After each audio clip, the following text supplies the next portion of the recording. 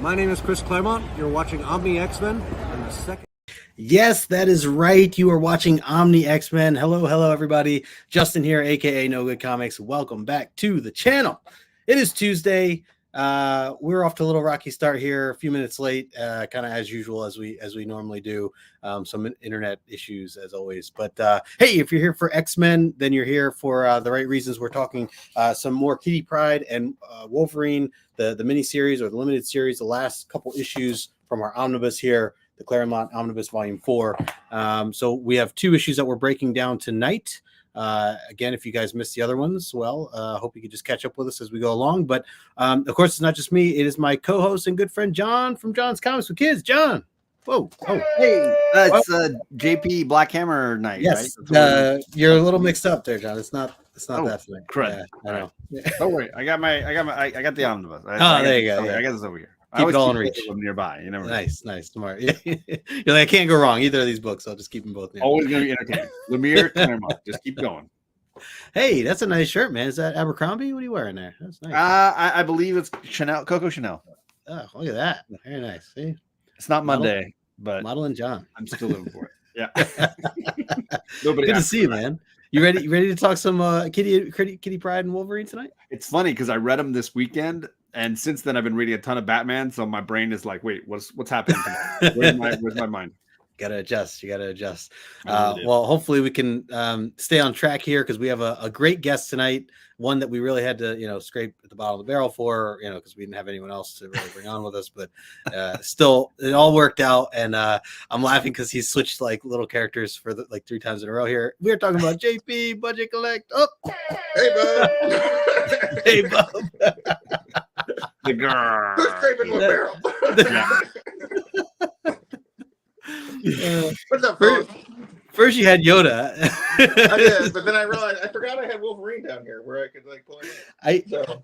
As we went live and we're getting the countdown, I see you holding up Yoda and I see John dancing. I was trying to film it, but I missed it. I was like, no luck for you. Those are my friends. I learned my lesson because I did that once, and then somebody instantly stopped the music and put me on screen. That's great. Dang, I've learned to just do short spurts. You never know. Yeah. You never know. You never know who's watching. Well, JP, as always, we're pumped to have you on. You're here every week, practically hanging out with us, and we appreciate you being part of the show. And glad to be, actually invited. John doesn't invite me too much, so thanks, he tries to. Yeah. He even made sure I was on your channel instead of his. So. Yeah, I see. Yeah, you try to line that up. Yeah. AP and I used to do a regular show, and I've worked really hard to never do that show again. Apparently, I made him mad, and he no longer like hanging out with me. So brutal. Well, if you guys don't follow JP, you certainly should. I put his information in the description below. Hit him up on Instagram and also over on YouTube.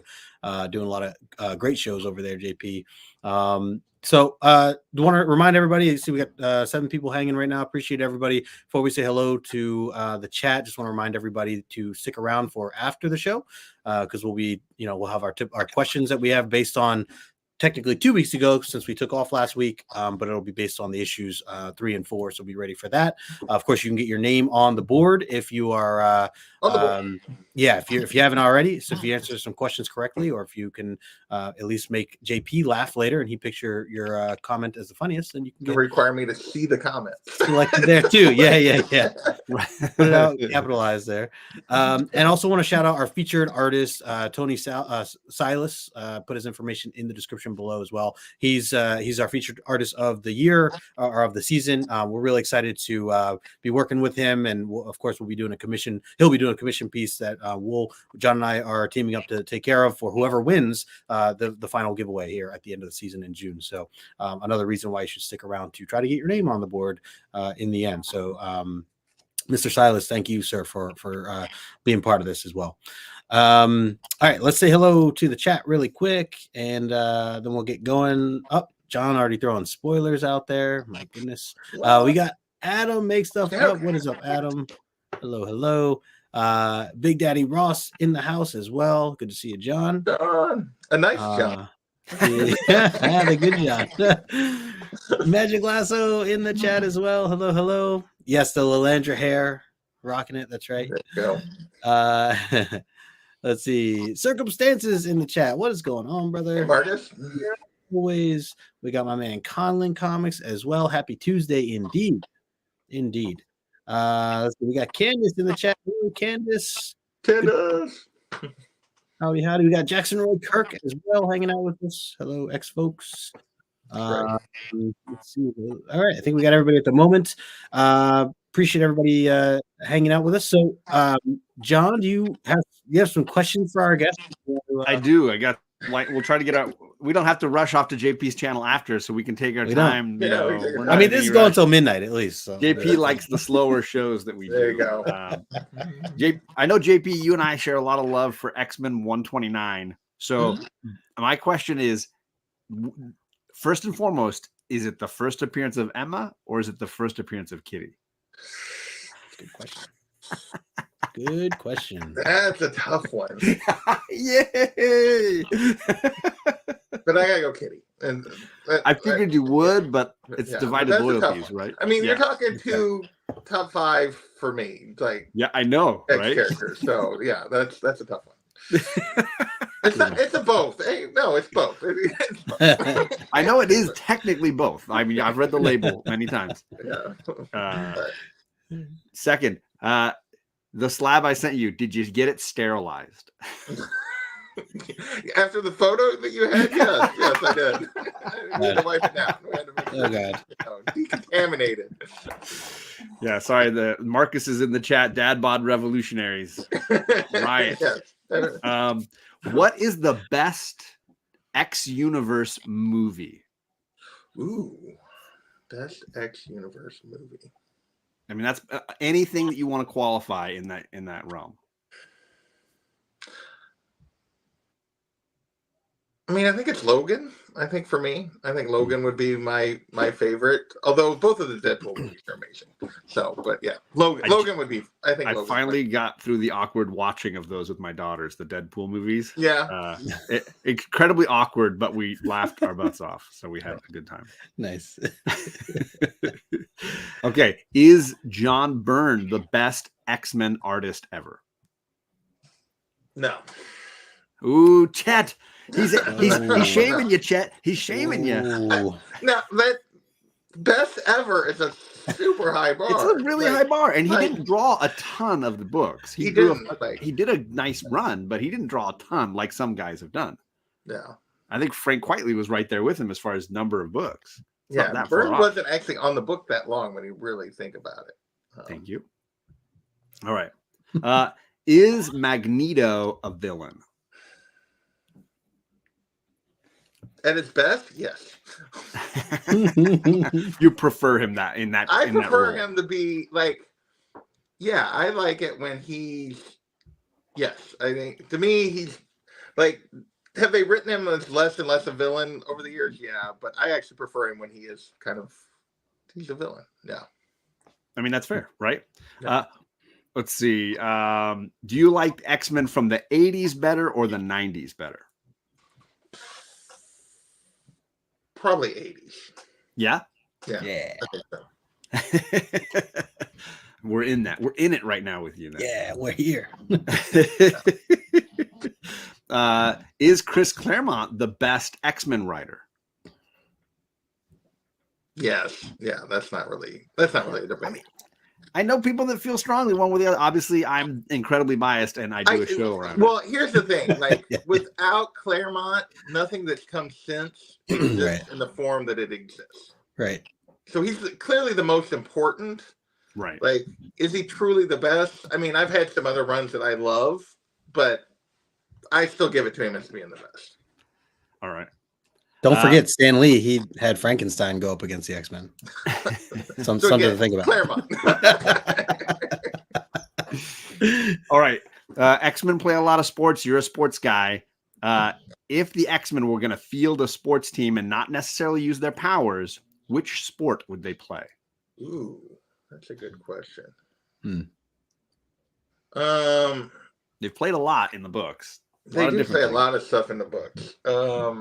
It's a good mix here, John. Good mix of questions. Yeah, so the guys would be an excellent football team. They all seem to be bruisers, even when they're Yeah. not using their powers, right? Even when they're not using their powers. Even The guys- Xavier and Magneto, these octogenarians are like ripped. They're shredded. They would be a dominant. They would be a really good football team. The guys, the ladies, probably. I would lean toward basketball over anything else from the women. I think. All right, there you go. Yeah, I think so. I mean, Jackson Roy Kirk, he is obviously one of the longest running writers. I mean, I think it's just, sheer volume. And then beyond that, to JP's point, the impact. But also impact and if you think of the key X-Men stories, the vast majority of them are Claremont. God Loves Man Kills, all the Days all of the Future Past, Dark Phoenix, Yeah. the Mutant Mask, Seminal. like the seminal X stories are almost all him.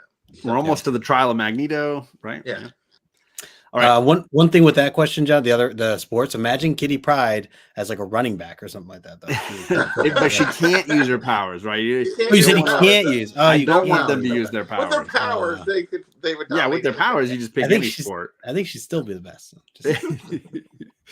And I forgot the question I was going to ask. I was ready there. Sports was the last question. So yeah. I know. Oh, who is the best mutant couple? Best mutant couple. That's a good question. I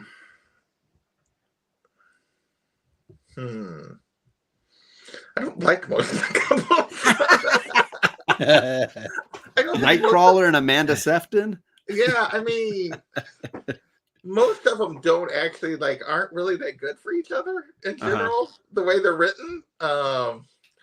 The one I would love to see, the one I think would actually make an outstanding couple and would be a really fun read. I'm just gonna fan cast.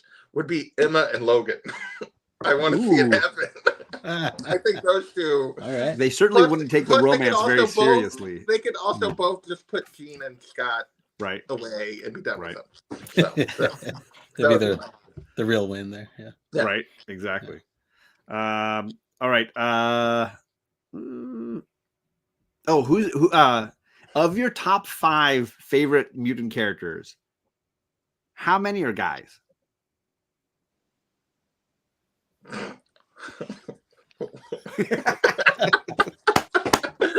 Yay! This is why JP and I have gotten along so long. Nightcrawler is the one that makes the list. There you go. Nice. Fair. Nightcrawler is the one that makes the list. Colossus would be 6. Colossus would be 6. All right, it's close. Last question. Would you date a telepath? Yeah, You're like, I'm true of heart. I'm fine. I'm like Cyclops, I can. No. He said no. Here's the thing.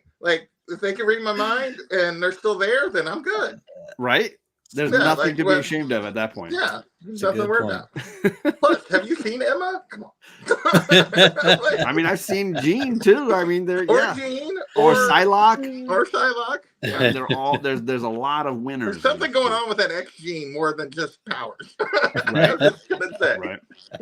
Well, there you go. Jason survived the 10 rapid fire questions. You didn't not a single Cyclops question. I'm surprised. No, that was kids. That was too easy.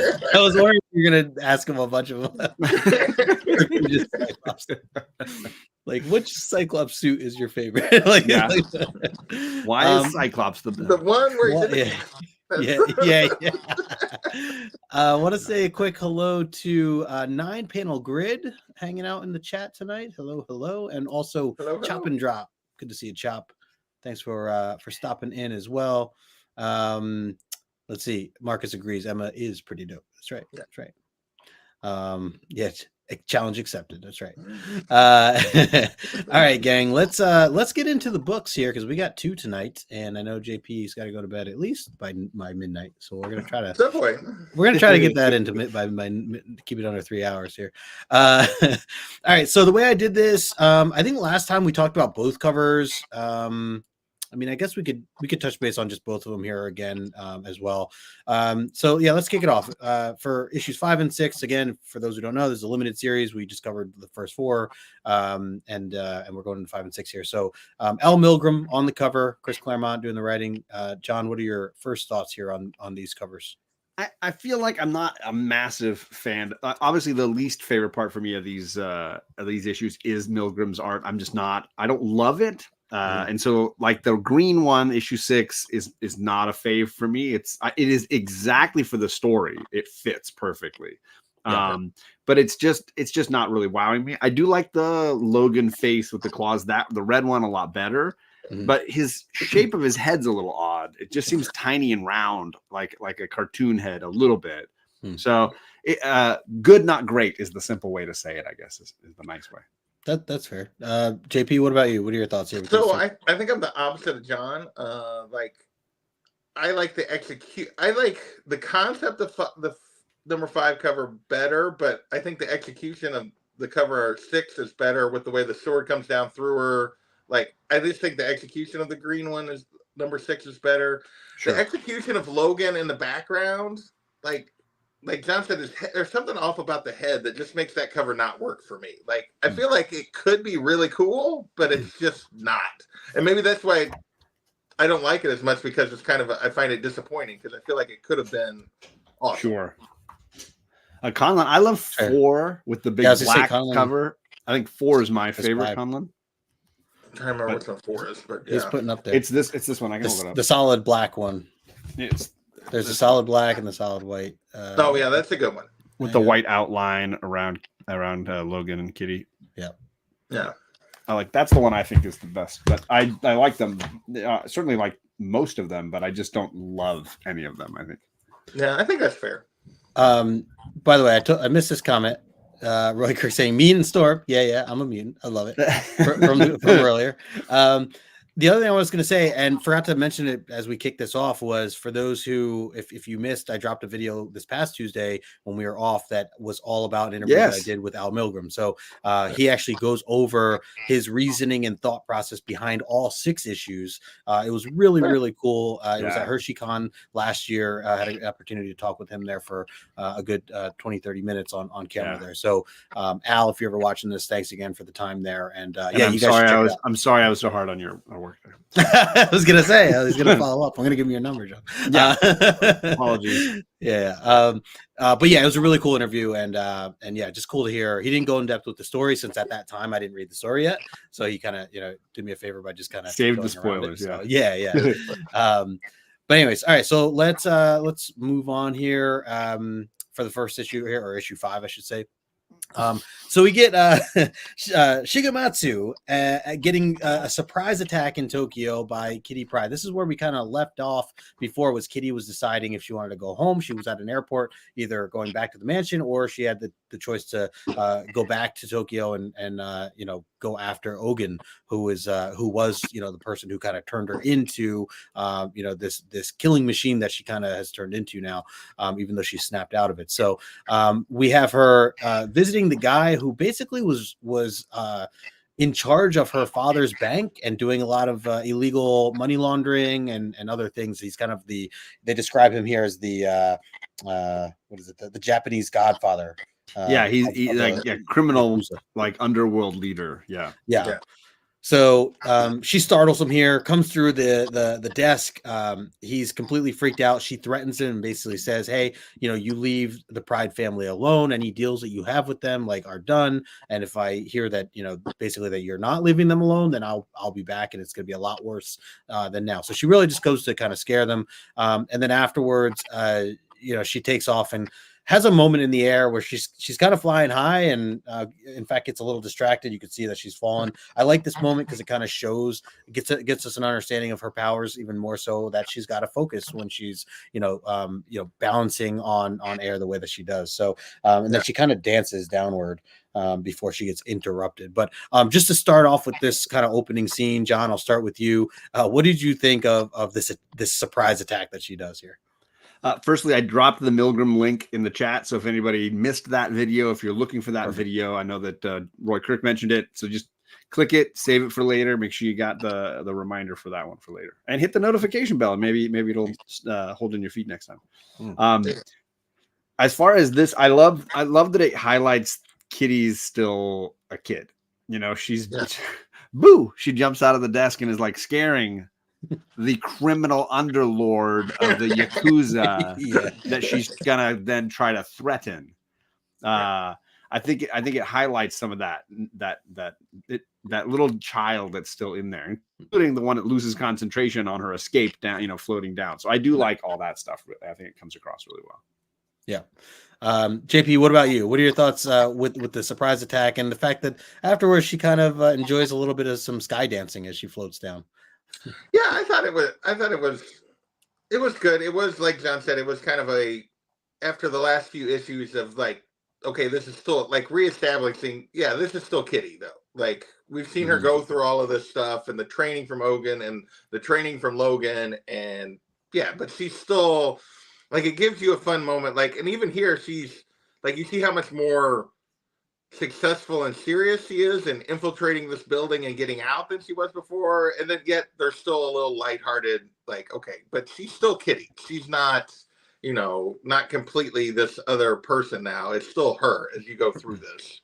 And like the way, like John says, it's like, boo, like of all the, here, I'm going to scare this leader of the underworld, but then I'm going to go boo, It's just still has the kid side in her. Yeah. For sure. Quick hello to Biggie Shack in the chat. What's going on, brother? Good to see you. Great.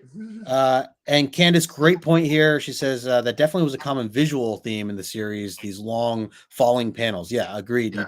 You get a lot of that here, and even in these next couple pages, we'll continue to see even more. But yeah, really cool way for them to show more of kind of how her powers are being used. Yeah, the OG Sky Dancer. Exactly.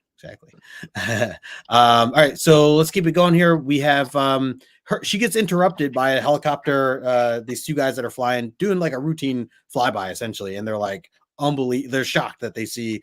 They're like, what do you see? He's like a girl in a ninja costume dancing in midair, 500 feet, and the guy's like, it's impossible.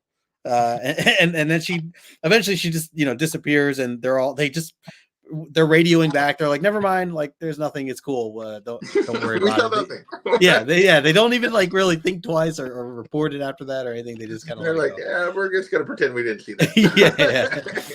Yeah. And then meanwhile we get some scenes here where Kitty Pryde is thinking back to kind of where she is mentally with everything she's been going through lately. She considers the fact that what if she never actually joined the team or even not even that. What first she considers, what if she never went and tried to help her father? She wouldn't be in any of this mess. And then she starts thinking even further back about, what if she never joined the X-Men and where she'd be? Would she just live a normal life? Would she like that? Maybe that's the life for her. Maybe it's not. But she starts to realize, the powers that she has, she knows that she wouldn't want to resist using them. She enjoys, the powers that she has and the abilities she can apply to life. And so with that is kind of this new creation of what we get as Shadowcat, born and mentioned for the first time, in this X-Men run that we've been kind of following along with. So definitely a special moment here just to see, see her go through this thought process and draw the little cat, because she's not a kitty anymore. She's a cat and she likes shadows is kind of what she breaks it down to as far as the name goes, which again, I think is very, typical for a kid to just kind of come up with like, oh, I like this. Boom. All right. This is what my name's going to be. Right. So it fits. And then of course, yeah, you see her kind of falling through the, from the ceiling again, more of what, Candace was pointing out from the rooftop there, going through the bottom of the floor down into the subway. I actually realized I switched these two. It should be the other way around. But JP, what are your thoughts here? Getting this introduction to the mentioning of Shadowcat. I mean, we kind of knew this was coming, but what'd you think here? I think I really enjoy this. I mean, I think for me, Shadowcat is kind of her definitive name in terms of the way that she should be referred to, and seeing her kind of come to this after going through all of this. I even love her little sketch of basically female Wolverine down there, because he is, somehow finds a way. Logan always finds a way to be the mentor to all these, young female characters as he goes through all of this. Stray cats. Yeah, he picks up all the stray cats and to be dad. And yeah, I enjoy it. I love that this is kind of how to finally read this section of how she came up with that, I think it works. It works well for what she's been going through, for her to take this step and move away from some of this. I mean, it's still kind of, like you said, it's still kind of a silly, the way she kind of comes up, kid way to coming up with a name, but it's also like I don't know, it just works way better than everything she's tried to this point that really were kid stuff, kind of stuff. Yeah, Totally. absolutely. Real quick, Roy Kirk also points out, that this establishes the fact that Ogen's brainwashing was undone. It's a good point. Kind of almost a flashback to last issue, as seeing some of the training and meditation that Wolverine had put Kitty Pryde through. John, what about you? Any thoughts here? I mean, yeah, JP hit it all on the head for sure. And even the costume that she's wearing in that panel with all white behind her is basically the costume she's going to have for quite a while. The light blue pants, the dark sort of vesty kind of thing. This is we've joked about her wardrobe changes, from 129 all the way now. It's almost 60 something issues later. She's not sure of who she is. She just, am I Sprite? Am I Ariel? Am I Kitty? Whatever. Like, I'm going through this phase. To see her settle on something, and as a fan of this year, this was the Kitty Pryde I knew. Like, as a kid reading comics, all of the X-Men books and New Mutants books I read, this was the version we got. It's fun to see that at least inside her, she's found something of a staple. This is me for now. She admittedly has a lot of versions. We've most recently seen Shadow Kate. We've seen the Marauders version of just Kate Pryde. She continues to reinvent herself, and I think her identity has always been somewhat fluid. But this is definitely the quintessential, I think, iteration of the character for considerable time. Even when she's running the school in certain story arcs way down in the 2000s, you get the hint that this is a grounding moment for her going forward. Yeah. Ryan says, Kitty, am I Sprite? Am I Diet Sprite? Sure. Is she Ariel, the Little Mermaid, or just Ariel with an E? And forgot to mention huge congrats to Biggie Shack, who got a Hulk 181. He had been saving, he'd been selling mystery boxes, so he achieved a mega mutant grail. And obviously a big Wolverine book, and we're talking about Logan tonight. So it's very, very timely. A tiny Wolverine. I'm looking forward to your victory lap running around on all of YouTube showing it off, man. Yeah, seriously. That's cool. He worked real hard for it. Nice. Yeah, he did. Nice. You're not getting a book like that without. So. Yeah. All right, so we'll keep this going here. We flash over to the top of the mountain here, right outside of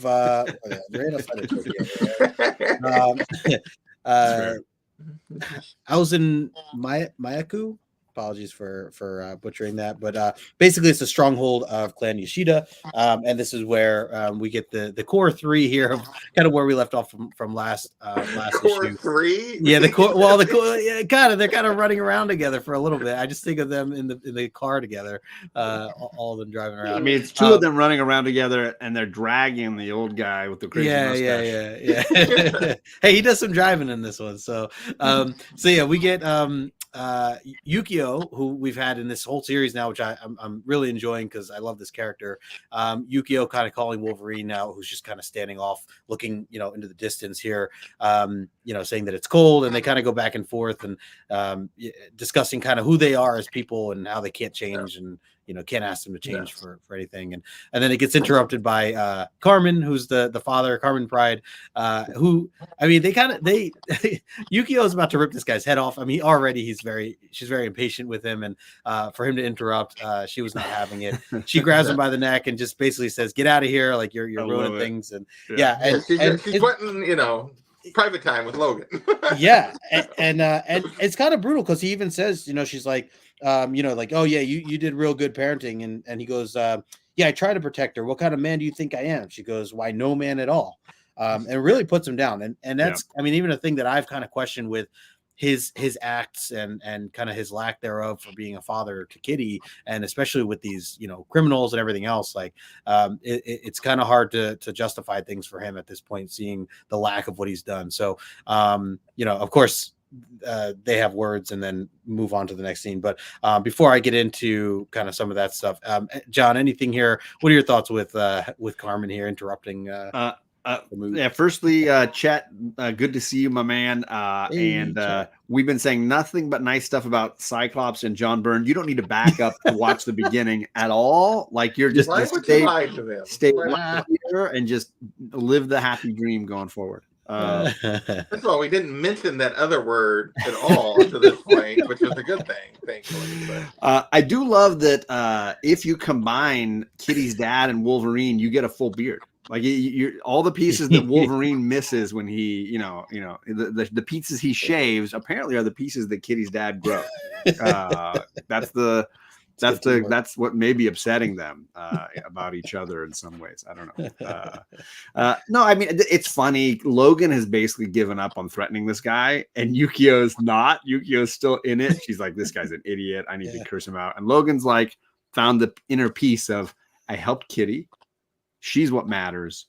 She's got the grounding elements underneath her that I wanted her to have. She's probably, hopefully, free of Ogen. So who cares about dad anymore? Dad's useless. I'm daddy now. I'm your daddy now.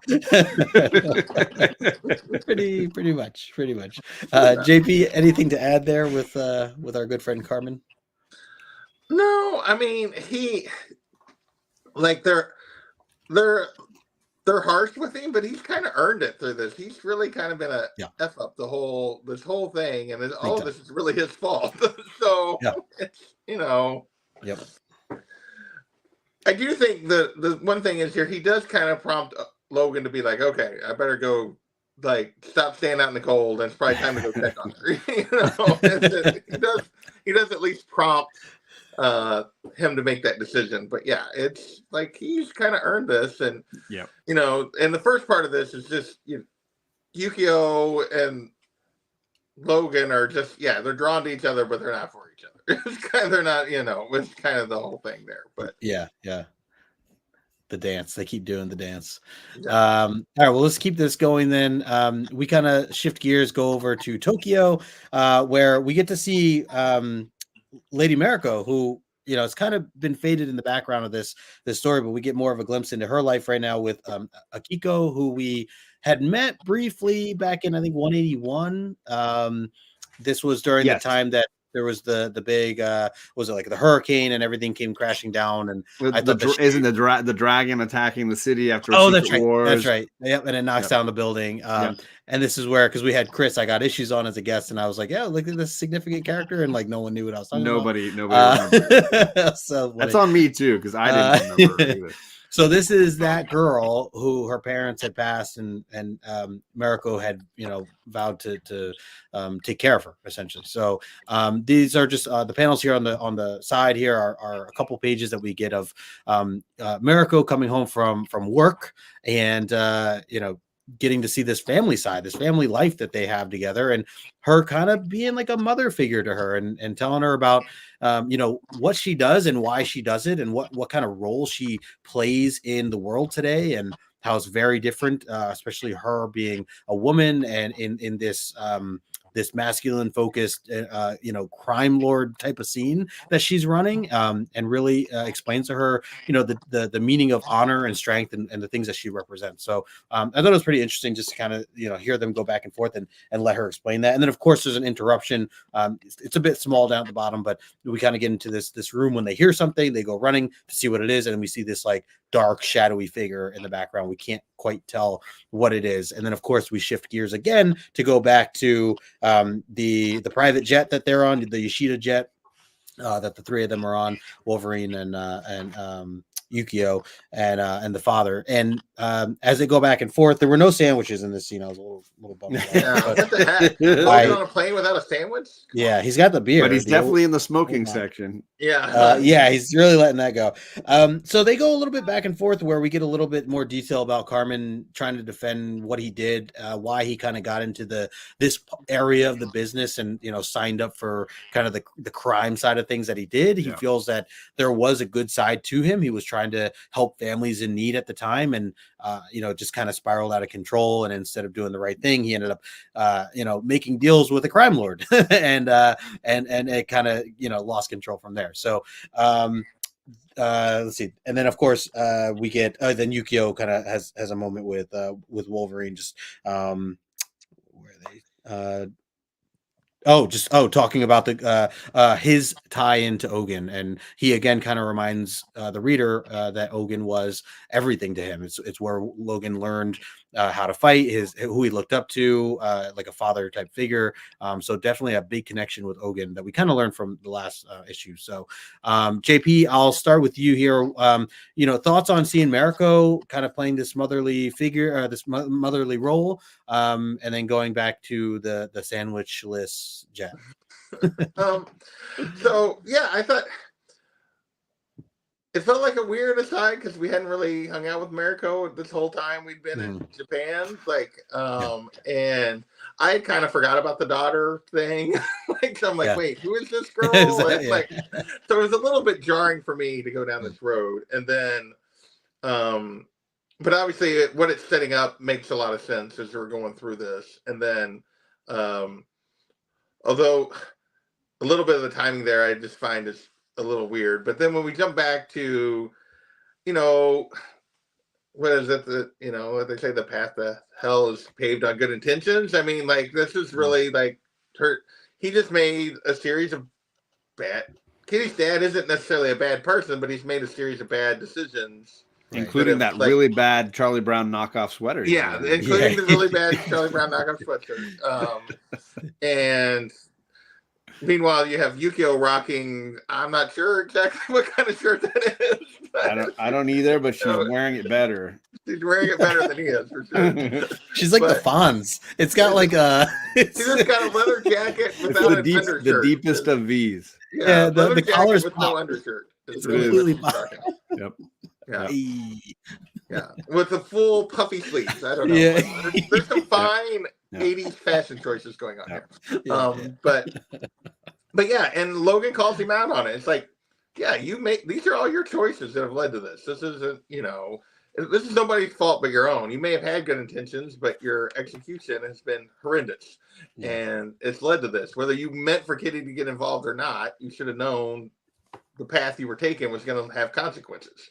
So no, I think this all plays out really well for where it's going with her dad and how they kind of finish out his story in this. Yeah. John, what about you? Were you upset that there were no sandwiches in this plane, or no? I was too busy being happy Claremont put another person in a bathtub for us. Jackson loves the bathtub. Jackson Roy Kirk is slaying this chat. Very funny. And what's up, Side Quest Comics? Good to see you. I saw Eric in there. What's up, bro? No, I like the Logan laying more truth bombs on Mr. Pryde there. So I'm happy for all that. And obviously we're getting set up with the excitement of, oh, you're trapped in a tower and clearly the demon guy is coming to get you. It's cool. Yeah. Cool. All right, let's we'll keep it going because we shift gears again, going back to the evening time where this is where Mariko was. And the break-in happens. We get Ogen with his mask on. Looks like he's going to attack Mariko. Swipes, and it turns out that his blade goes right through the person. And it turns out it is Kitty Pryde dressed up as Mariko. And this was a really wild scene because we get, as we see this action, Mariko, Kitty Pryde giving Ogen this fight here. She explains in her thoughts just how she knew that Ogen was even going to make this move. This all goes back to her trying to get ahead and think, what would Ogen do right now? She thinks that Ogen would try to draw Wolverine out. So the best way to draw him out would be to kill his lover. So that was, and she was spot on. She beat him to it. She, dressed up and laid in Mariko's bed, and the attack, the counter attack kind of worked out, at least in the beginning, as it caught him off guard. But seems that he kind of turned things back around and was able to put up a bit of a fight. I like that she swings and punches him at one point. Turns out he has all this layer of armor, and she said it hurts her hand more so than it did him.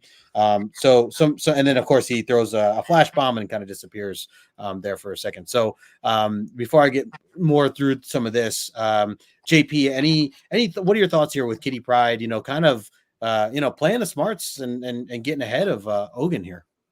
Yeah, I think this is showing again how far she's come just in this short period of time in terms of her thinking this through. Now, obviously, like, and even in her thoughts, like, she doesn't necessarily think she can win here, but like being a step ahead of him, taking and getting to a certain degree, getting the drop on him, which you wouldn't necessarily think she could do. And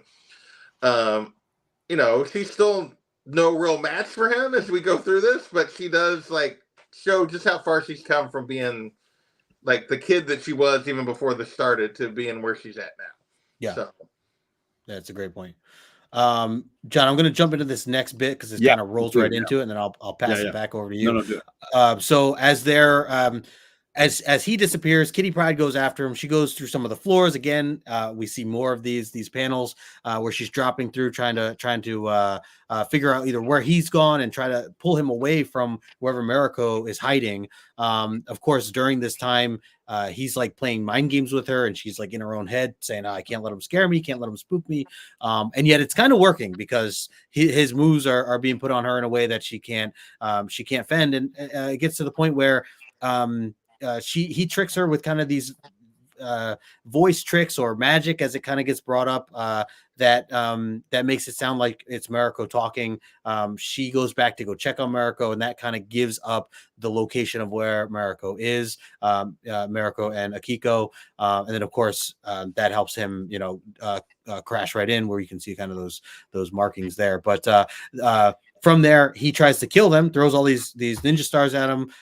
Kitty Pryde just barely is able to save them, except she gets jabbed by one of the blades, which happens to have a drug that's tied into it that's now paralyzing Kitty from using any of her powers. She can still move, but she can't use any of her powers to kind of fade or to phase through anything. So, and of course, she, at that point, they continue to kind of crash through a window there at the bottom before we get to the next one. But a lot of action scenes going on, a lot of struggle with Kitty, kind of, what's going on in her mind right now. John, what'd you think about, this follow-up scene here?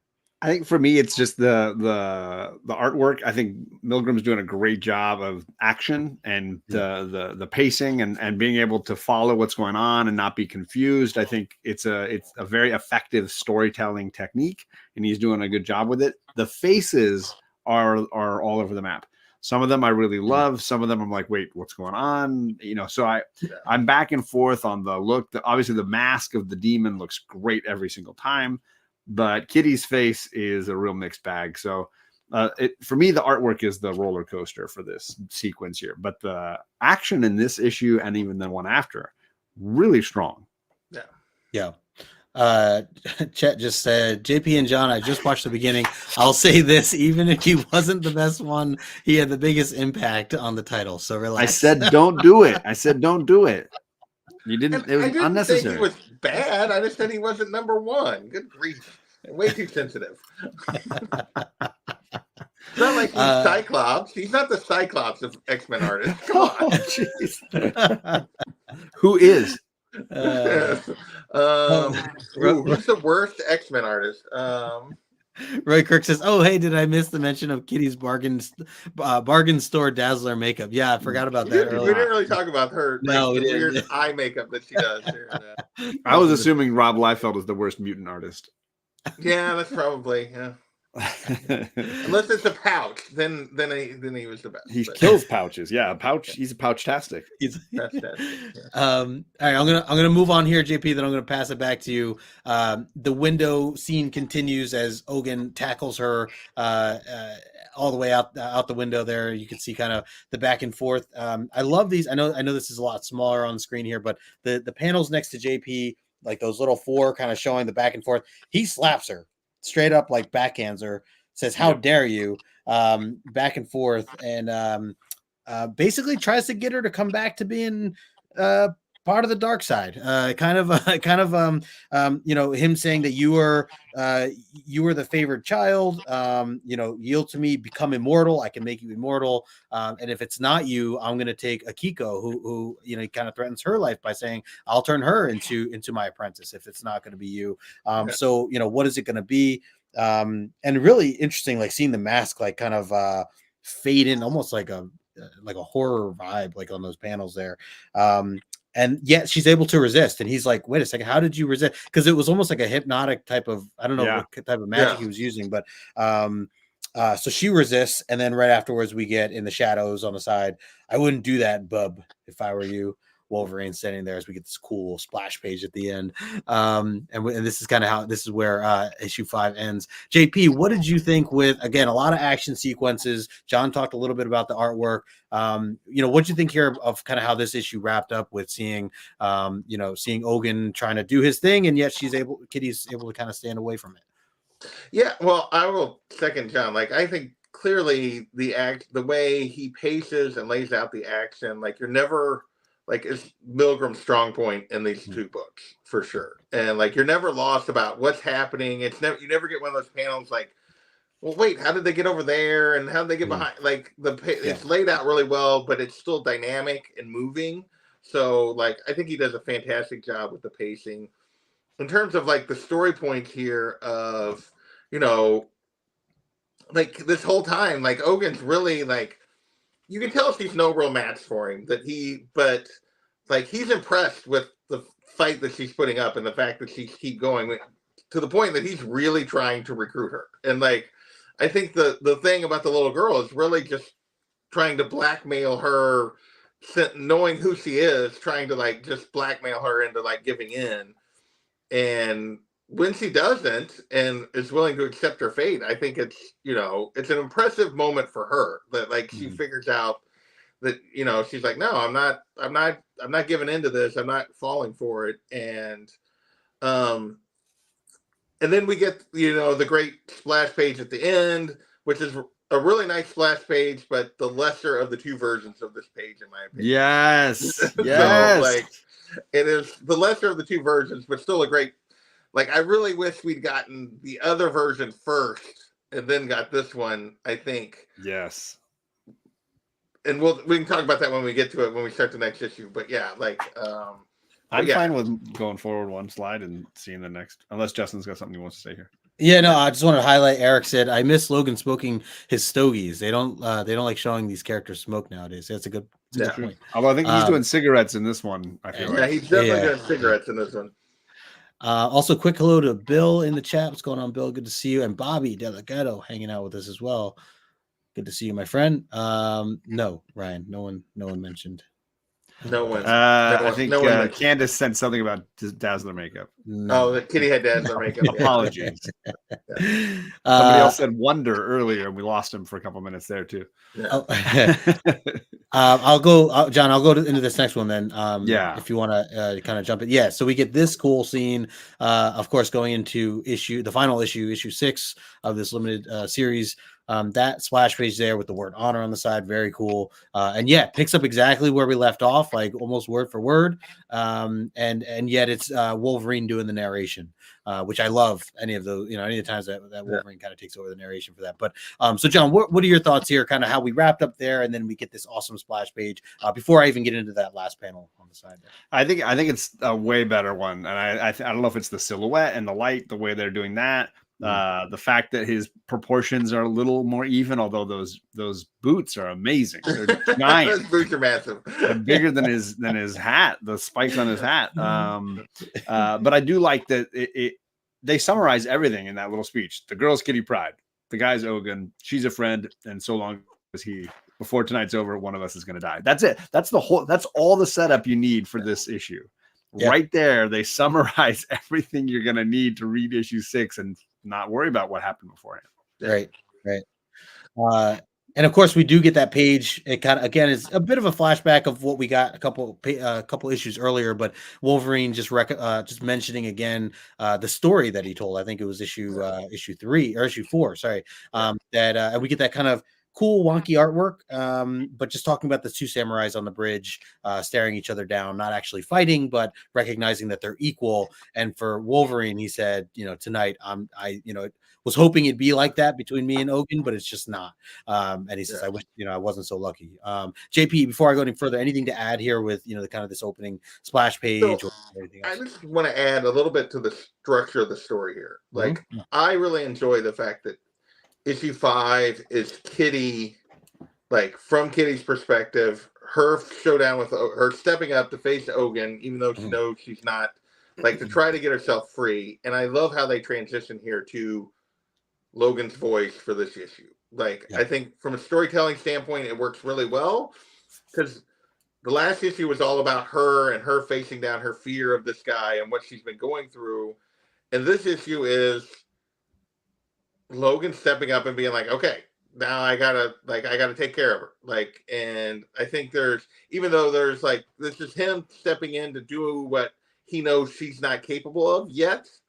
Like, but he gave her, like, I just love, like, he gave her a head start. He gave her time to try to do it on her own, but was there when she needed it.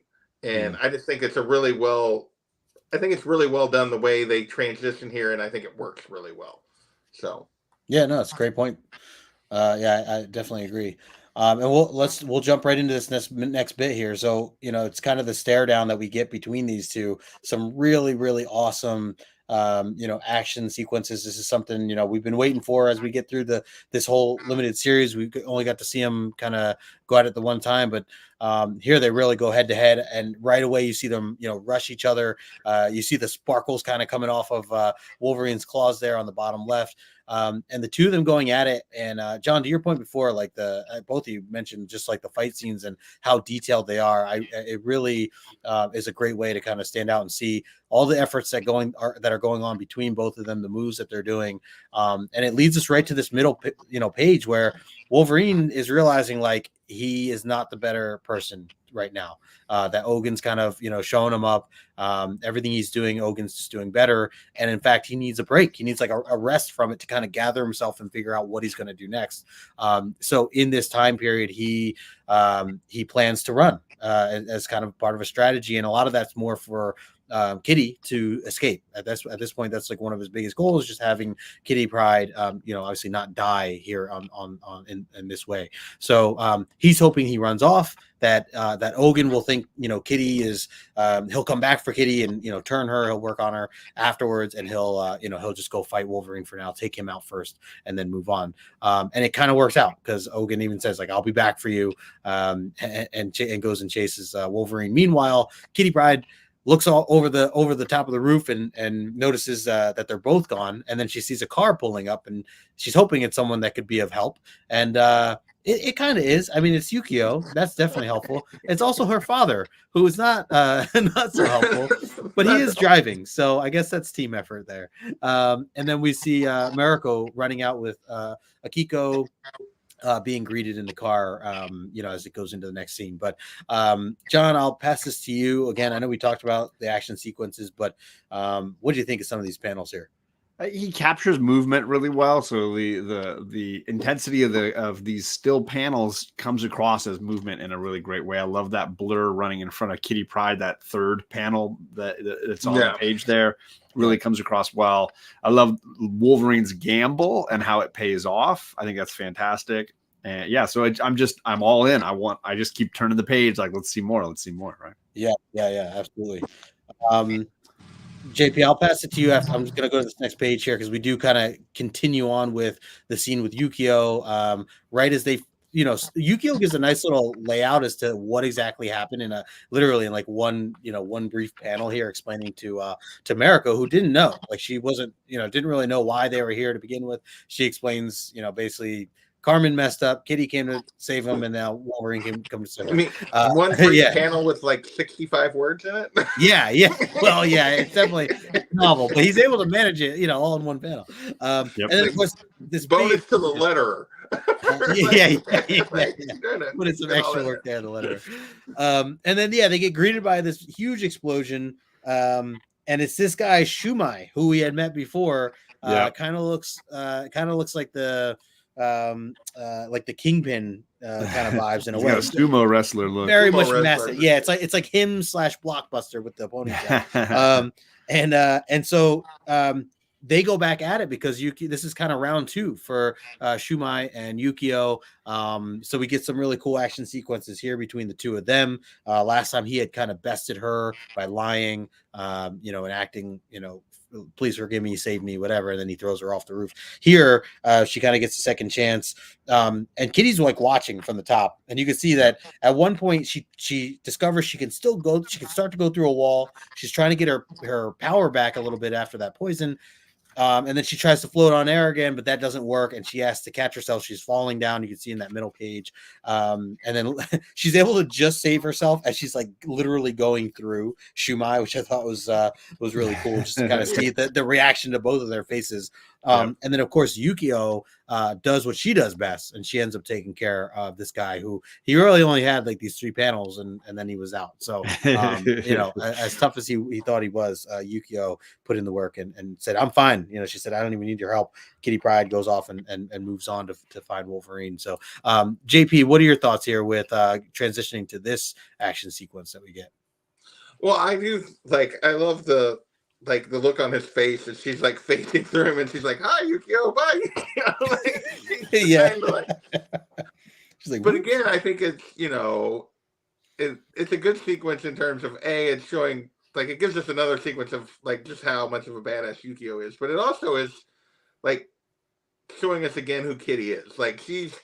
She's going to continue to help, even though she's not at her best at this point. She's not giving up. She's not gonna just wait for Logan to figure it out. She's like, no, I gotta try to find a way to help, even when she's not still yet where she has the control she needs to really do what she needs to do. So right.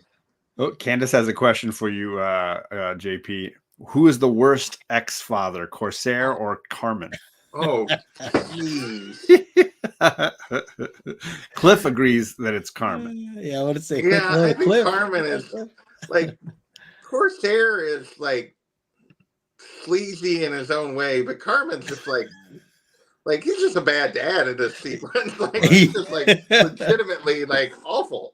So I mean, Corsair is a Summers, therefore he is awful, but not but yeah. Ryan says Corsair is the better dresser though. There you go. Well, that's something to look forward to. That's it depends on your definition of better, but yeah. And Adam Eric says, sorry, go ahead. Carmen is way worse, though we're still kind of on the fence about Corsair's furry girlfriend. I mean, we're not Corsair actually was probably better because in he abandoned them, and they didn't have to actually grow up with him. So that was probably we're not trying to be a dad and being terrible at it. So I don't think it's fair to add Charles Xavier into this list of bad dads because he's gonna trump most. That's a no contest. That's a W. It's not fair. That's a different level of And when we hopefully do New Mutants next season, you'll get a lot of that. Roy Kirk says, "I'm not on the fence." And there's no fence. John, anything here to add to these sequences? Seeing our good friend Shumai back again. Yeah, I mean, I do love the lighting in and around that explosion. The lighting on Shumai's face. There's some really great color work happening here that I think is really kind of cool. Good point. All right, let's keep it going here. We then quickly go back to where Wolverine's kind of trying to hide over at Pachinko, which is a Japanese game, a popular game in Japan. It's a lot of crowds, so we thought maybe this would be a good place to kind of hide. Of course, it's not. Ogen finds him immediately, throws him through some glass, and then there's a guy with a gun, and Ogen takes it.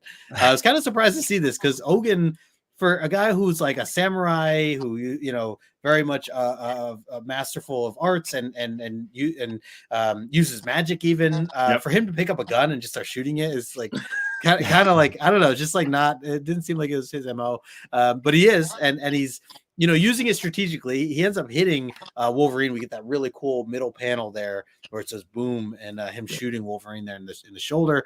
And then of course he runs out of bullets. He thinks that it was kind of used to just kind of jar or scare Wolverine, and it's kind of working. Wolverine's really in his own head right now about all this stuff. Not sure if if he's kind of starting to think, is this it? Am I not? I've gotten him away from Kitty, but like, am I going to be able to come out of this alive? I mean, there's only so much more I can do here. He's already, shot and everything else. He even gets on this elevator. Ogen slices it. You can see the elevator kind of falling. Again, more of that theme of the top to bottom, themes that we continue to get throughout this series. And at one point he hits the emergency button. He's able to kind of rip through the metal there, doing what he does best. But yeah, some more exciting scenes here. John, what did you think with Ogen using a gun? I mean, did you see that coming? I thought it was funny. I think he just seems like the kind of guy who is enjoying like taunting Logan. So anything that like wounds him, slows him, messes with him, he's not trying to finish Logan off quick. He's trying to drag this out as long as he can. So there's definitely there's some vindictiveness here for sure. And I think that's kind of the fun. And that devil mask is just always laughing and cackling. Yeah. Yep. JP, anything to add there with this action sequence here? Ogen? No, I don't think so. I think it's showing, it's giving you a little bit more background on who Ogen is, and he's having a good time. This is fun for him. Like this is what he lives for, is like, being in a fight, and since he's always sees himself as superior, he's just like, he's just messing around. He doesn't actually think Logan is much of a threat at this stage. I think the whole thing with the gun is just him like, I'm gonna F with him a little bit, and so yeah. Well, let's we'll go into this last bit here, or this next bit here. We get a couple interesting things that happen. Yukio bringing Mariko, let's see where they at. He kind of pointing out that she feels, Mariko points out that she feels like Yukio's been a little harsh on the father. Meanwhile, they notice that Carmen disappeared. They don't know where he went. We get a little glimpse here of him actually going to what looks to be turning himself in. Yeah. At this point, he's got some really deep thoughts within, in himself, just thinking about everything he's gone through, the mistakes he's made, and what can he do to kind of to fix things. Maybe he should have done this a long time ago. So good for Carmen for trying to do something right now, finally. And then meanwhile, you get Kitty Pryde, who is still trying to, she struggles with her powers a little bit. She's still starting to, being able to float in the air. She falls. She's able to grab onto this one building, which happens to be where Ogen is. Ogen grabs her and flips her. It was a cool kind of scene because you just see a hand at first. You're not sure like who's helping her, and then it turns out it's just Ogen. And he goes back to kind of taunting her and getting her to want to be on his side and take immortality and all that stuff. And then Wolverine, comes into play here. Kind of surprised that she was there. He's actually kind of upset and says, "What are you doing here?" She's like, Wolverine, like everything you've done for me, you kind of sacrificed everything to come here to save me. The least I could do is kind of, essentially go down with you, if anything. So I'm here, whether you like it or not. And then of course these two start to go at it again for another time, just within this issue.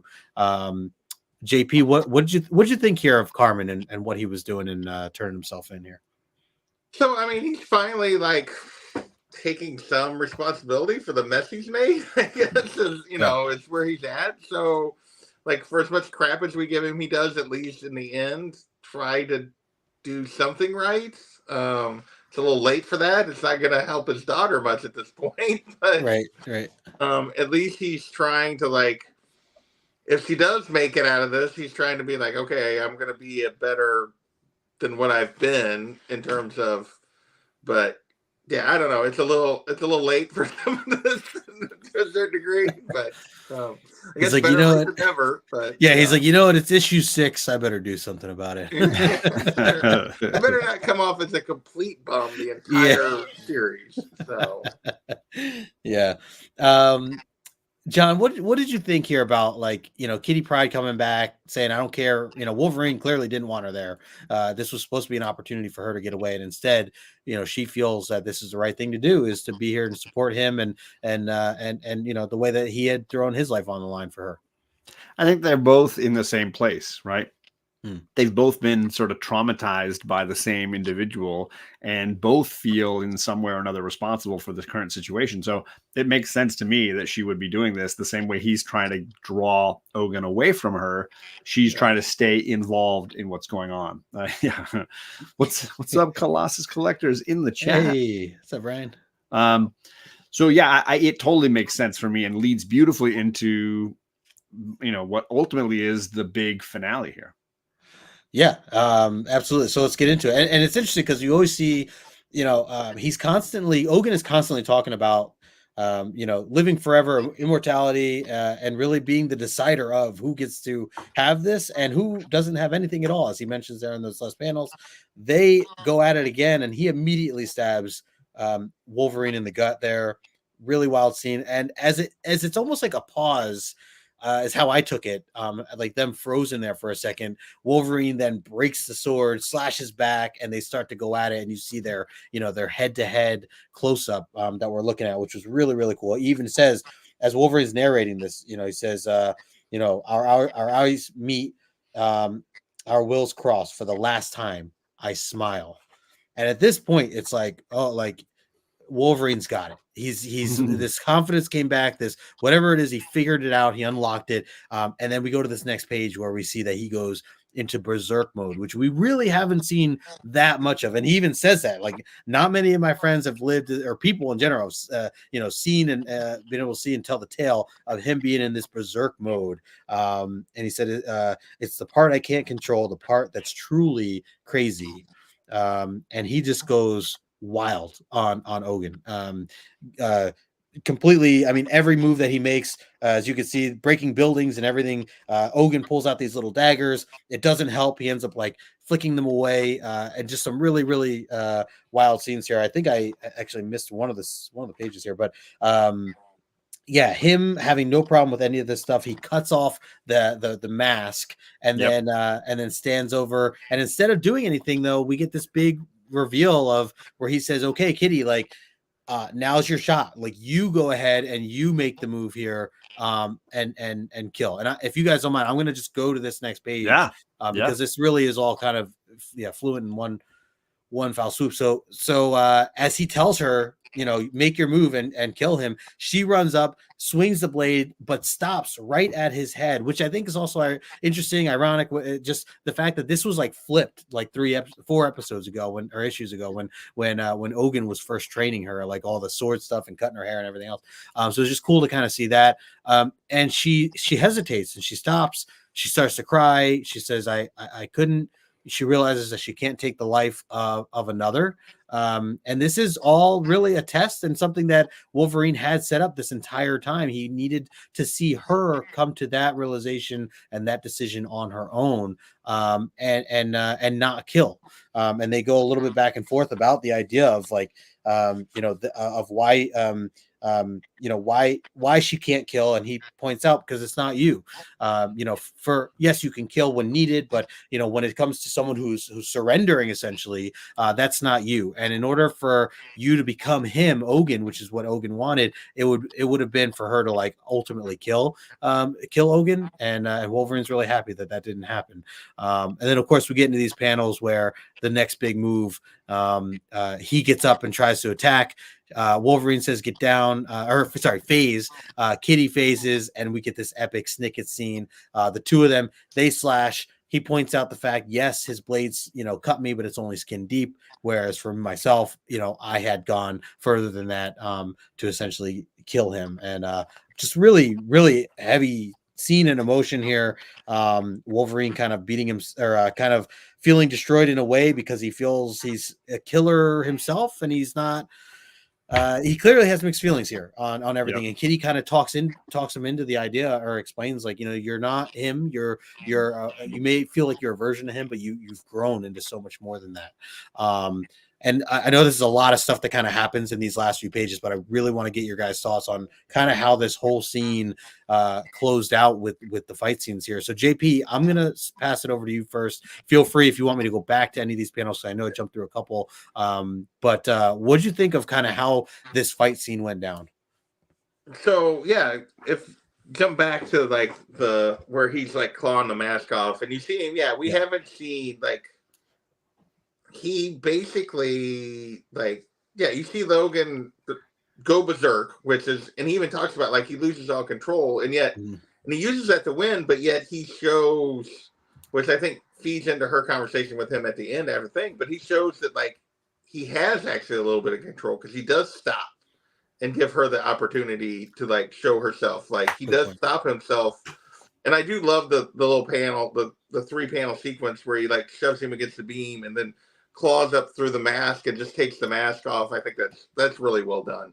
And then giving her the opportunity to see if she is what Ogen made her or if she's still her. And I think it's really well done. And it shows like Logan as a mentor, like, but you just don't like, he doesn't seem like he should be a mentor when you think about him as a character, but he does a really good job of being a mentor to a lot of these other characters, in particular Kitty, and and helping her find her way through this.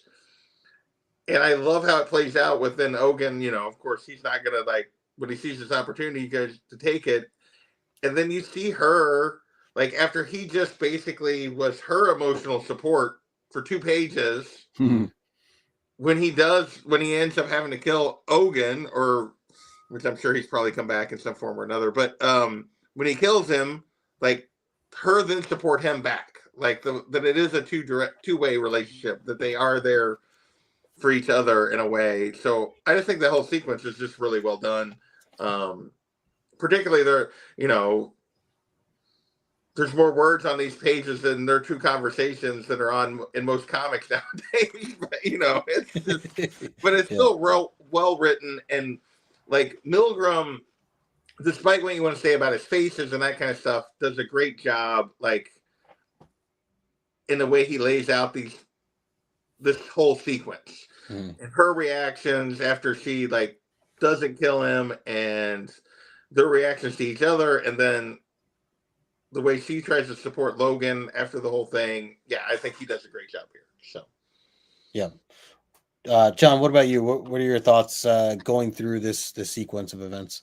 I mean, it sticks the emotional landing, which is what we really wanted from these issues. Seeing the relationship that's grown between Kitty and Logan, and watching them work together to prove to themselves, if nothing else, that they are not what Ogen tried to make them.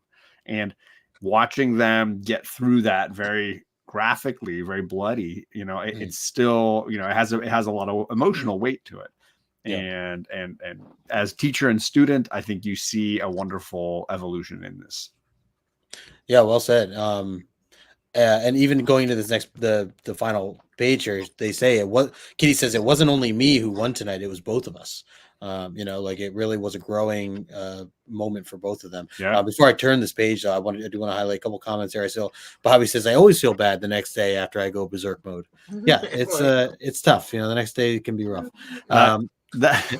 Adam says it's that Kill Bill. Oh, go ahead, John. So Ironside sound effect is the one they use in the movie Kill Bill. It's from another movie. It's that that siren sound whenever she goes like upset. Oh yeah. And then it's like da da da da da. It's like that moment when like all of a sudden Uma Thurman's gonna go like ballistic on somebody. He's gonna go berserk mode. Yeah. Now we see it, in the same, that sound effect happens because he goes berserk. Yeah. It's perfect. I got to get that sound so that we can play it. It's a great sound effect. So I'll go into this next bit here. Like I said, and JP, to your point, a lot of words here for sure, especially towards the end, but a lot of it flows very well. I feel like, it's stuff that we need.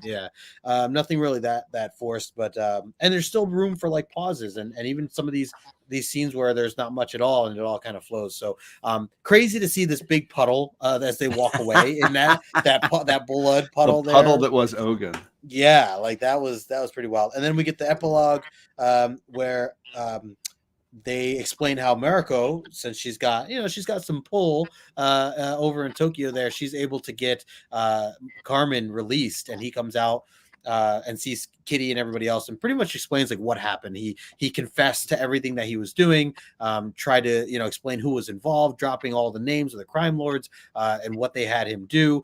He's really trying to turn his life around now and do what's right. He's aware that when he goes back to the States that he's probably going to do time. He's probably going to get in trouble there as well. But at this point, it seems that he's on a road where he's willing to cooperate. He just wants to do what's right and not get anybody else hurt or anything like that. So it was kind of nice to see this moment here. Kitty Pryde even saying how proud she was of her dad. And again, it all ties back to like these growing moments. I think Kitty had this really high expectation of her dad this entire time up until this series, and to see the dad. I mean, it's a quick turnaround, but he grows in this last bit here and decides to kind of, do what he thinks is the right thing to do and turn himself in. So I think that also ties into kind of some of the stuff from last page that we saw. And then of course, it's all happy-go-lucky towards the end here. Wolverine invites everybody out. Yukio's like, Yukio's like, I'm done. I'm not having any of this. She kind of stomps off. But of course, it's because Mariko's there as well, and she's not happy about that. We do get some emotional scenes of, some high-level discussion where, as we get to, yes, as John, you mentioned, the going to get ice cream at Shapiro's. Mariko talks a little bit to Wolverine about, what do you think of Akiku and maybe being this fatherly figure, and she's, we're really all she has. She doesn't have parents anymore. And he's like, he's like ready to get married. Wolverine, he's ready to get married. She's still kind of been ready. Yeah, he's been ready. Yeah, and she's pumping the brakes. But interesting to kind of see where it goes from there. I was going to say there was a moment here. I think it's towards the end here. She basically like talks about, in many ways, this is a good way for Akiko to also grow.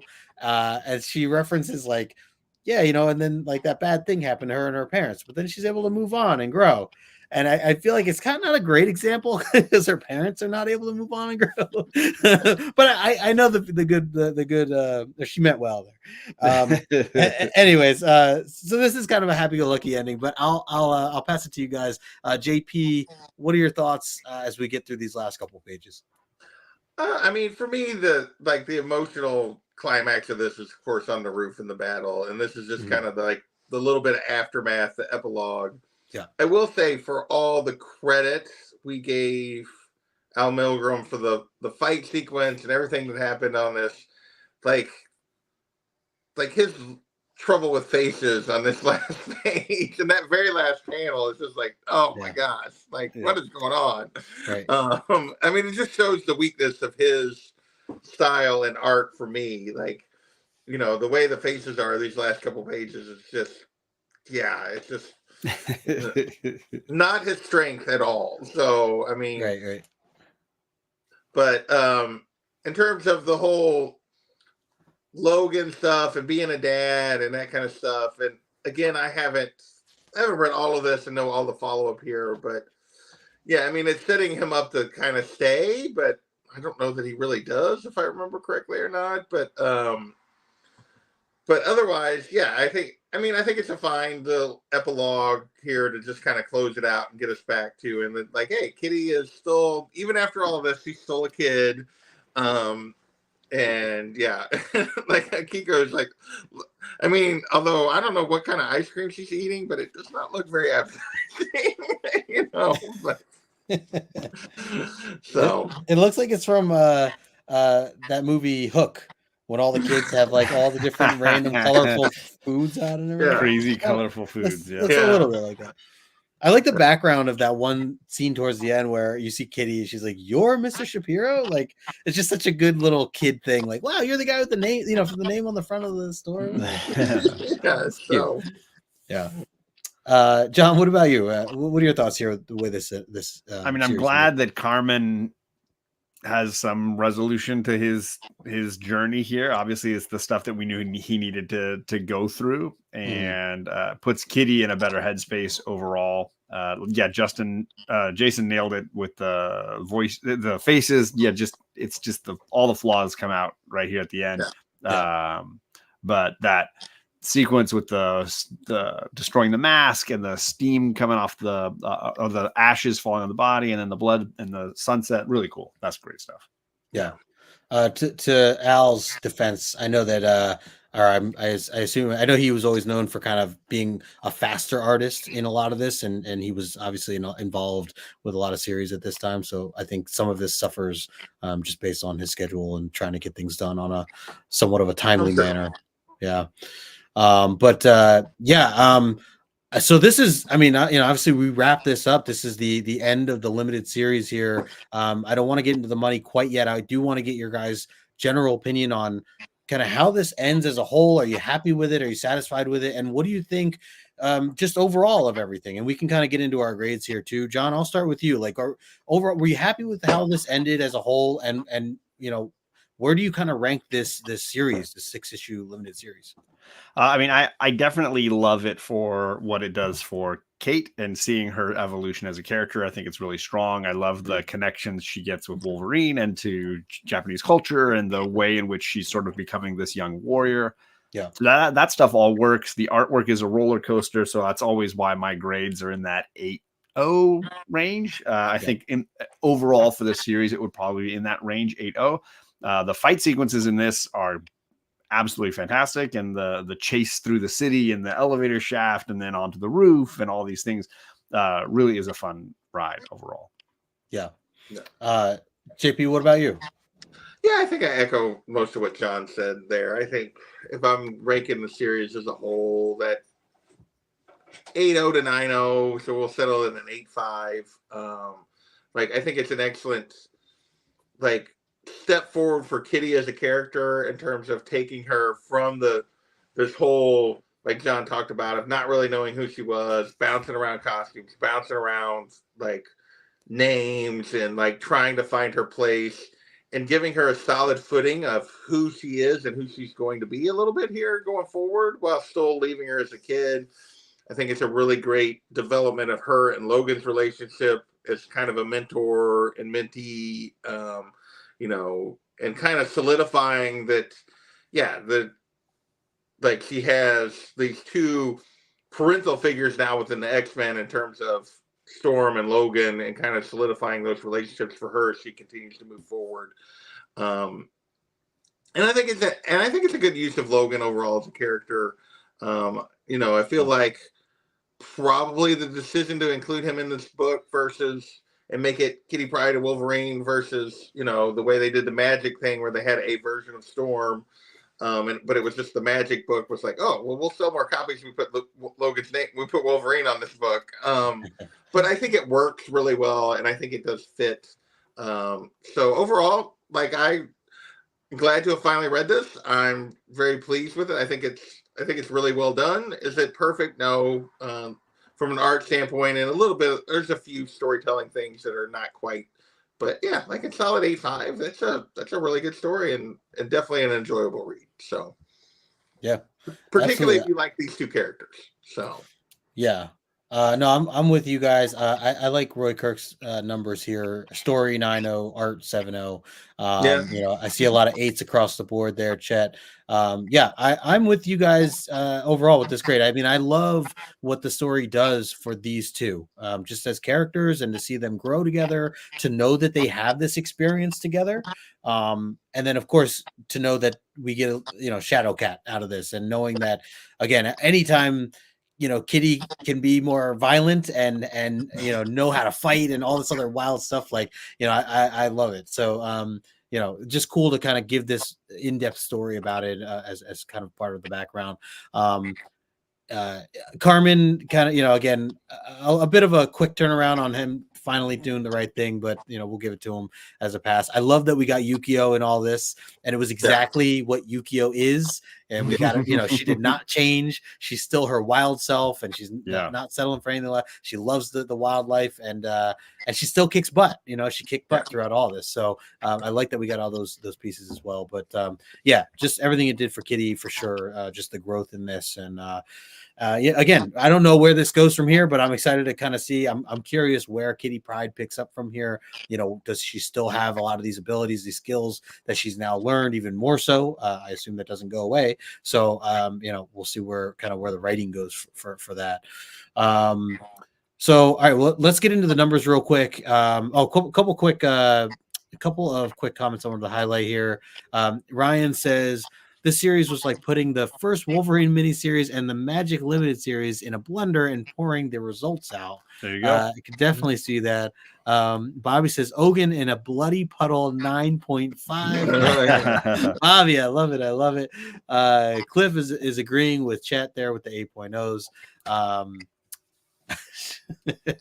Roy Kirk says, she loves you, Logan. Dumb frail. Sounds about right. So let's get into the numbers real quick, and then we'll get into the questions. JP, I'm doing pretty good. Hour and 28 minutes ish. Too bad. Good for an hour.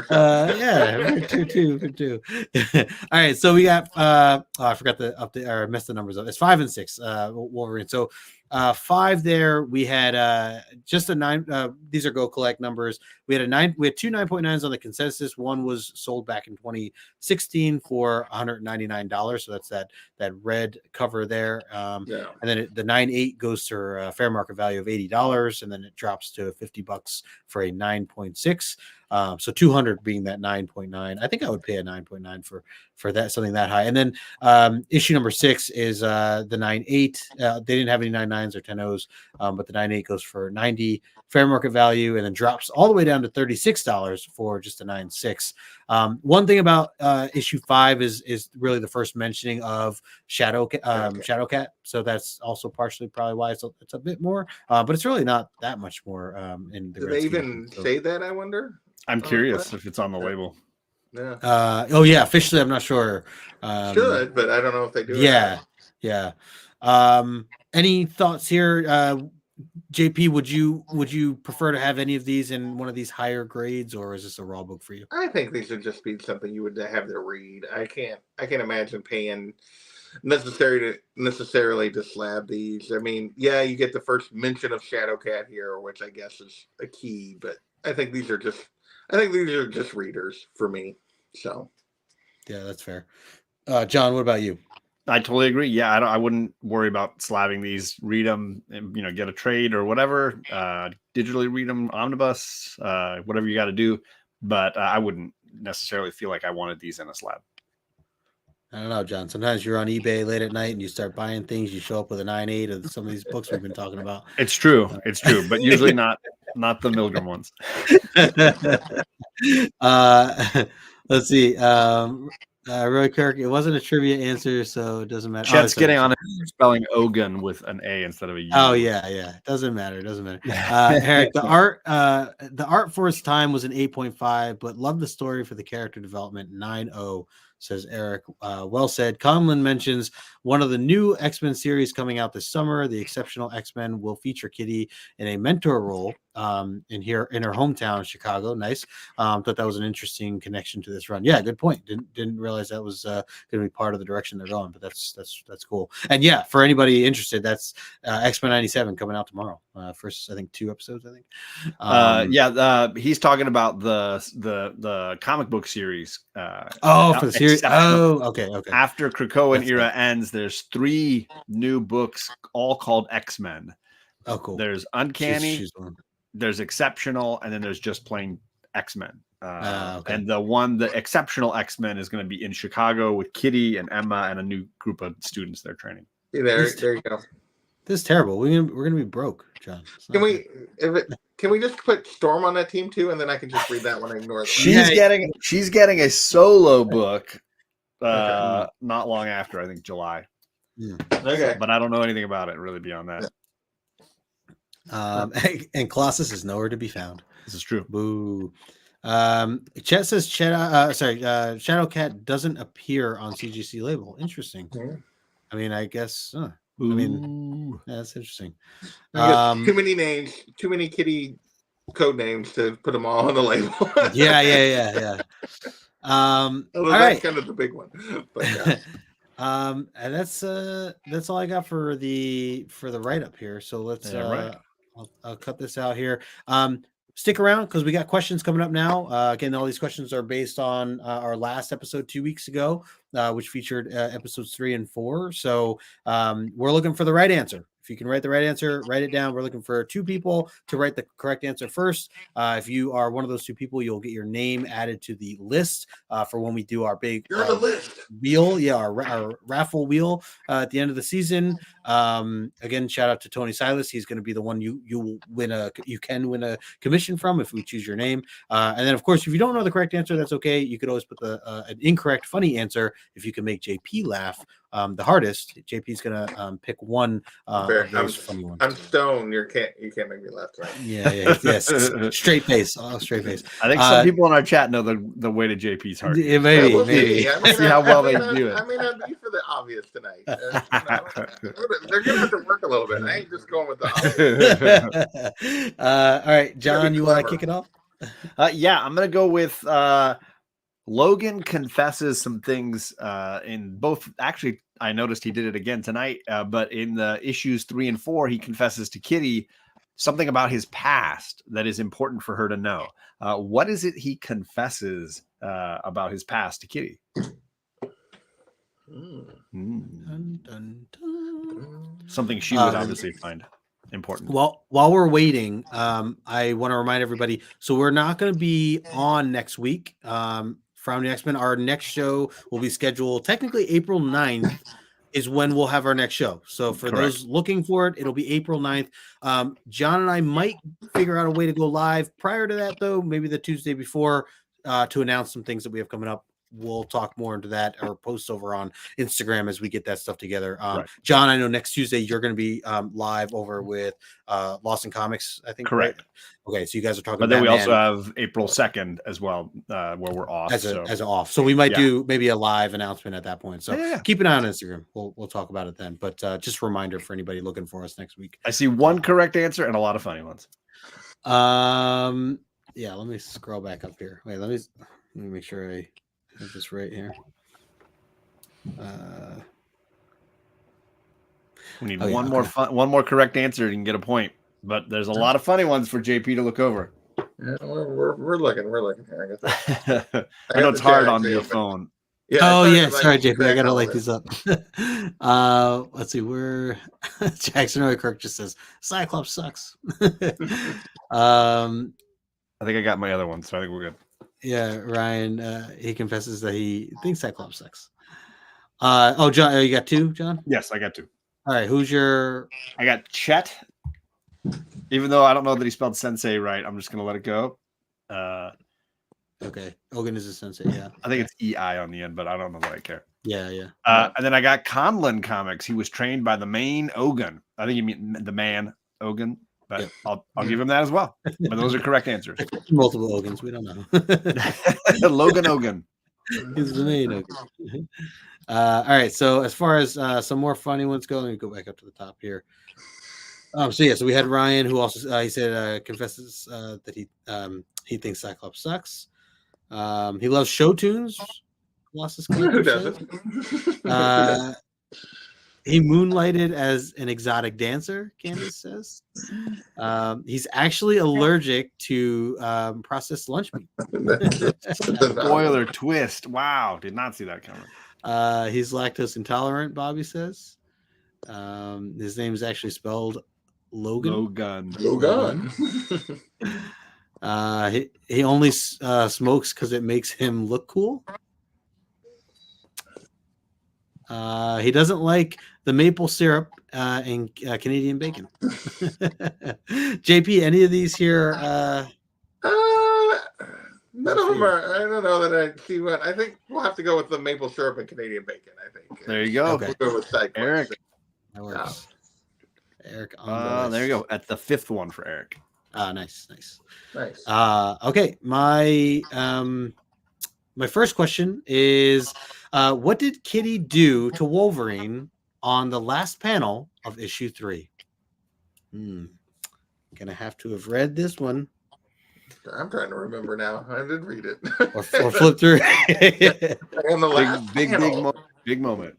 Yeah. Big moment for sure. Yeah. Cliffhanger ending to that issue. Yeah. I remember now. Yeah, I had to think about it though. Okay. Yeah. What did Kitty do to Wolverine on the last panel of issue 3? That's the white cover. If anybody's looking. I had to think about what the last panel of that one was. Yeah.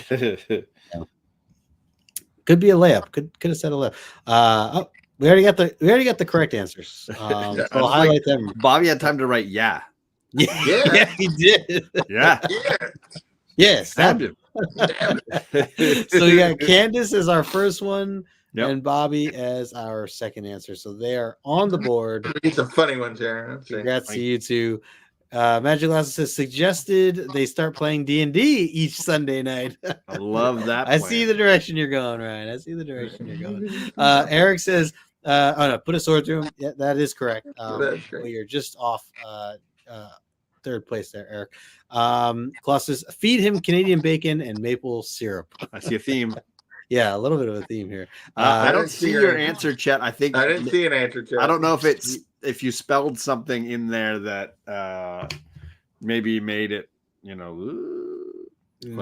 last one I have of Chet is that he was Ogen's bottom. Yeah. It didn't come through onto the thing. I'll go check the chat on the live stream. She broke his heart. She told him she likes Storm better. I mean, who doesn't? Also true. What did Kitty do to Wolverine? The last one I see from you, Chet, is that was Ogen's bottom. Yeah. And then I don't see another one until answer didn't make it. Yeah. So even on the live chat, I don't see it. Top messages, all messages. Sometimes Chet's misspellings is him not hitting the enter button. It just banned him. It shadow banned him. Does not send. All right, I think JP, that's all we're getting here. Oh wait, we got one more. Roy Kirk says gave Logan her Nightwing stuffed plushie. Don't you dare give that away. She's not giving that away. Come on. I think we'll have to go with Colossus Collector. She likes Storm better. There it is. That broke it. Ryan. Just like getting stabbed. Just like Ryan, you got it. Yeah. All right. Justin froze up. No, he's still there. He's still there. Oh, yeah. Okay.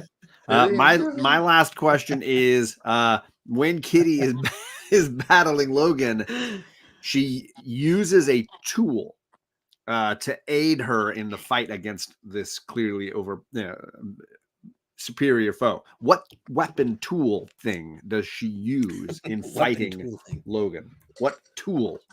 What item does she use to aid her? Ogen's gun. Sorry, that D&D does rule, Cliff. We're making jokes because JP and I are in a Sunday live stream every week on the community D&D. I don't see a single correct answer yet. I'm not counting the sword, guys. The sword is like, obviously she's going to bring a sword to a claw fight. But she uses something else. Oh my good Lord, Biggie Shack's in the chat. Cyclops, a major tool. That's hilarious. He is a major tool. Candace is a red lightsaber. That would have been pretty awesome. I would have been down for that. Biggie Shack. I don't think she can leave that at home. That's for sure. Eric says Tiger Claws. Tiger Claws. Mask. All right, I'm gonna go Colossus and Conlon. It was a smoke or a stink bomb. Yeah. She bombs him so that he can't even tell his powers. He can't even tell that it's Kitty he's fighting. He has to figure that out because the smoke bomb messes with his senses so much. So Conlon and Colossus with the points there. Bobby's hairspray and a lighter. Yeah, always gets it done. There you go. Diana Ross 12-inch vinyl. There you go. Only Lasso would do. Only Lasso would go with that. That's a good tool. So I was gonna avoid like doing any of the Cyclops ones, but Adam makes stuff up. That's just play. Thought I wasn't gonna do it, but that's just a major tool. A great major wordplay. Great wordplay. Can't argue that. That's well done, Adam. Yep. There it is. There it is. All right. One last question for me here, and then we'll wrap up. Where am I at? What were the this is good. I'm looking for spelling here, and I'm looking for it to be typed out in one comment. Okay, one comment. I'm basically looking for blank and blank. That's what I'm looking for. Whatever the answer is, to fill in the blanks there. What were the titles for issues 3 and 4? That's my question. What were the titles for issues 3 and 4? They were blank and blank. Fill in the blanks. I knew. I was waiting for somebody. No, just giving it away. You know. You can't stop Magic Lasso. He's got one track mind. There. He's got a one track mind. He does. Yeah. Blank and blank. They were one word each. So that's not proper spelling. That's not proper spelling. Death and Rebirth. That is correct. That is not. You got to spell the word and. Bobby says cloak and dagger. Eric says frick and frack. There it is. Got it in. He's able to fix it. He did it. He did it. They were 2 weeks ago and totally gone. Yep, done. Dungeons and Dragons. That would be. There you go. Work. Bobby with the War and Peace. All right. Salt and Pepper. Ryan. Any of these JP here? Yeah, let's see. Let me think the best one here. Oops. We had Donna and Troy with blank and blank. I think I've got to go with blank and blank from Jack Striker. He was on it quick. So yeah, I think I got the Jack Striker. There it is. Hands and feet. Man, we had no sandwich jokes in the chat, guys. We finally got a chode and a sandwich. It would have been. Yeah. There we go. If I wasn't already on that list yet, I don't know what I haven't been working hard enough. He's topping the list. But he says, I'm only using potty parts. All right, gang. Well, that'll wrap it up. JP, we want to thank you for joining us as always, and we appreciate your support, always hanging out in the chats and being part of the show. So, wow, you were wearing pants. Yeah, and thanks for doing this all on your phone. We appreciate that. To make it all at some work point, out. I'll have internet back. Yeah. Well, if anyone is not following you, you certainly should. Make sure you follow JP. I put his information in the description below. He very much does similar shows like this where he breaks down tons of comic books and has a bunch of fun guests on his channel as well as many other shows that you do. So definitely make sure you subbed up if you're not already. So as a reminder, we will not be back next Tuesday, but you can find John. He'll be on the interwebs. And we will be back April 9th officially to break down 189. That's our next issue. Yeah. So we're getting closer and closer to 200. Next Tuesday, I'm on the Lost in Comics YouTube channel at this time because they invited me to talk about possibly my favorite comic book ever, Batman Year One. Yep. So I'm busting out my Absolute editions, although I have the raw copies here behind me in the slab and two different trade paperbacks, and so. If you're a Batman Year One fan, I will definitely be dropping that link, the stream, so you can come and watch that next Tuesday. Nice. You better have Kavi there. You better hit up Kavi. I know he's diehard with that. And JP, you are too, right? We did a Year One. I'm trying to remember. Yeah. Were you on it? I was on. I might have been. No, I mean, John, you were not on Year One. I was on your other Year One with Robin. The Robin Year. Yeah, I think I was on the Year One. Yeah, I was gonna say I thought so. You can't keep me away from talking that book. But I did read it. Didn't I? I read it, and I don't remember who I talked to about it. Jackson, I think we're planning to do an April 2nd show. We just haven't decided. It's not an issue. We're not doing one of these, but we are going to do a show. I think that night. Oh yeah, we'll be live. We're planning something. Yeah. But we'll pick up 189 on April 9th. That'll be the goal. We'll have our good friend Joel with us, Joel the Geek. Yes, Joel the Geek. So, looking forward to that. All right. Otherwise, we'll wrap this up. So everybody, appreciate everyone hanging out. Make sure you smash the like button on the way out. Until next time, we will talk to you later.